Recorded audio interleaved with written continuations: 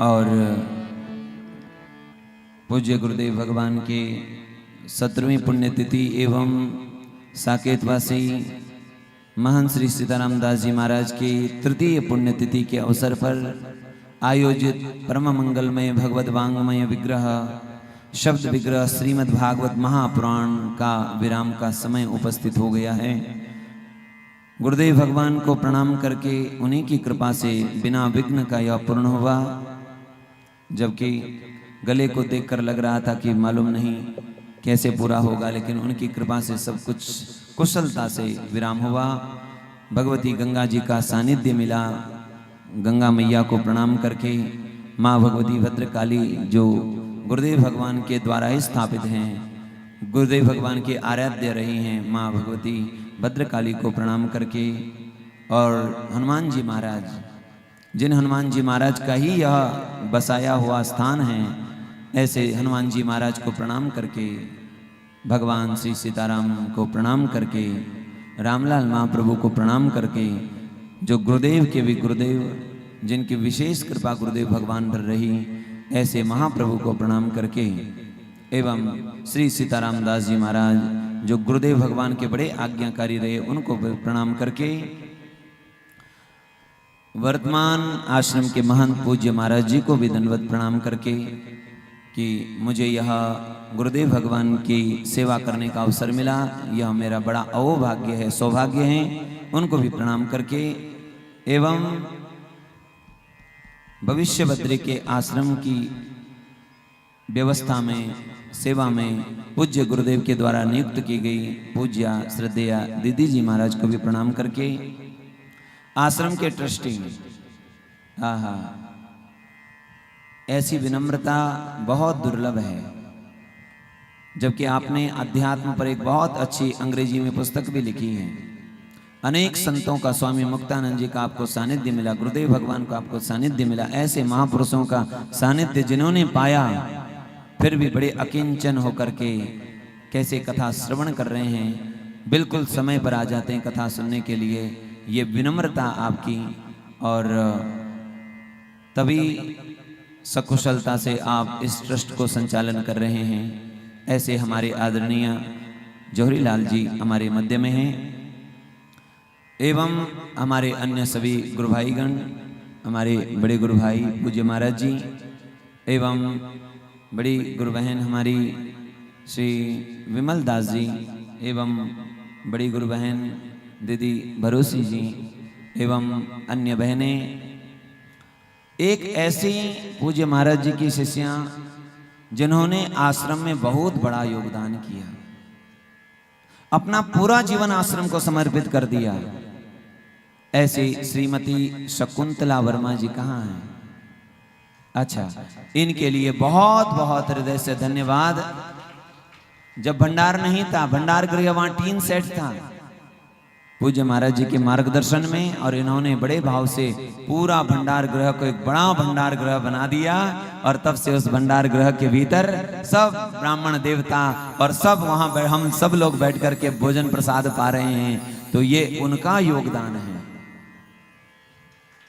हमारे महर्षि में ही संस्था के जो व्यवस्था में हैं पूज्य मुकेश जी महाराज, एवं हमारे पूज्य सभी ब्राह्मण देवता, सभी आचार्यगण जो कथा में भी उपस्थित रहे और यहाँ अनुष्ठान में लगे हैं, इस भूमि को और पवित्र कर रहे हैं, उन सभी ब्राह्मण देवताओं के चरणों में प्रणाम करके और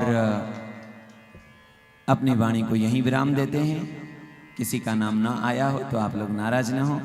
हमारे पहले के जब गुरु जी के समय साथ में रहे हमारे गुरु भाई, हमारे पूज्य आनंद जी महाराज अभी अपने ग्रस्त जीवन में प्रवेश करके और साधन भजन करते हुए, दोनों जीवनों को उज्जवल करते हुए, यहाँ श्यामपुर के पास में एक सुंदर आश्रम, ग्रस्त आश्रम कहें, आश्रम का निर्माण करके वहीं बड़े आनंद से रह रहे हैं। ऐसे हमारे आत्मीय प्रिय आनंद जी महाराज एवं हमारे भगवान दास जी, गुरु जी के समय अभी भी देखिए बिल्कुल ऐसे लगते हैं सत्ययुग के महात्मा हैं।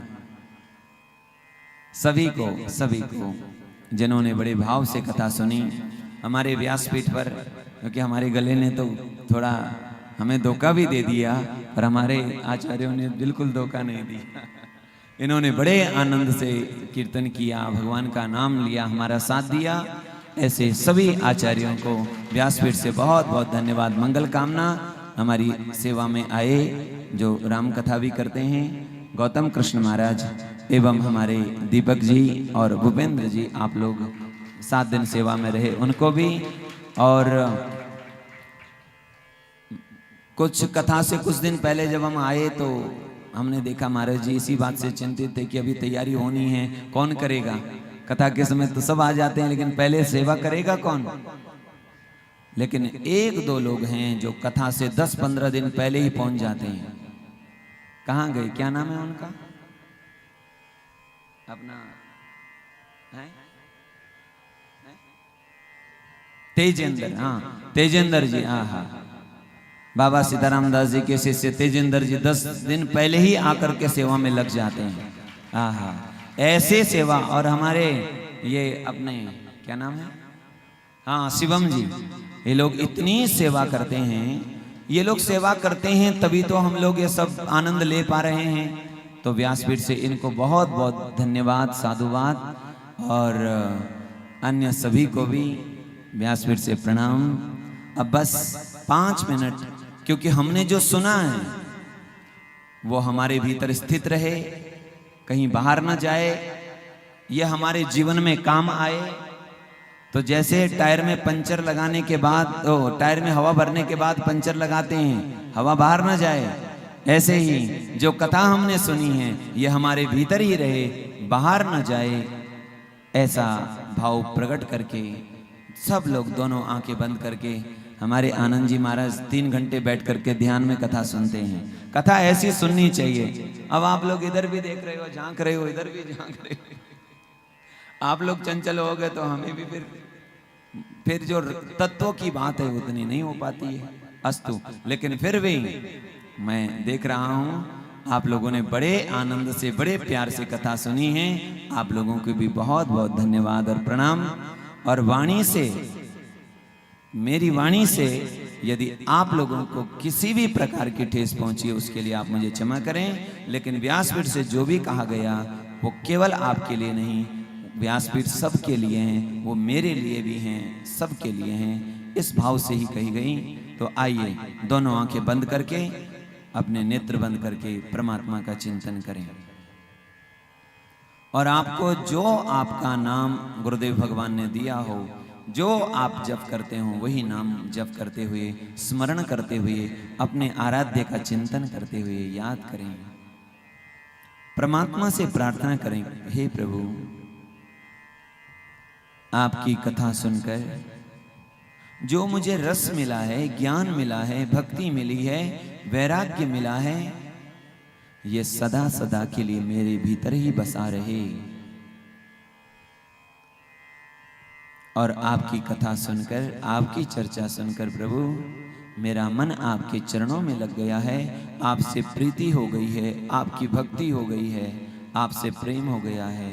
अब ऐसी कृपा करना कि यह प्रीति सदा आपसे बनी रहे, मैं कभी आपको भूलूं नहीं, आपकी माया के चक्र में, फेर में पड़कर मैं आपको भूल न जाऊं, ऐसी कृपा करना। और मैं यदि कभी भूल भी गया प्रभु, तो आप मुझे मत भूलना, मुझे याद कराते रहना, ताकि मैं आपको याद करता रहूं।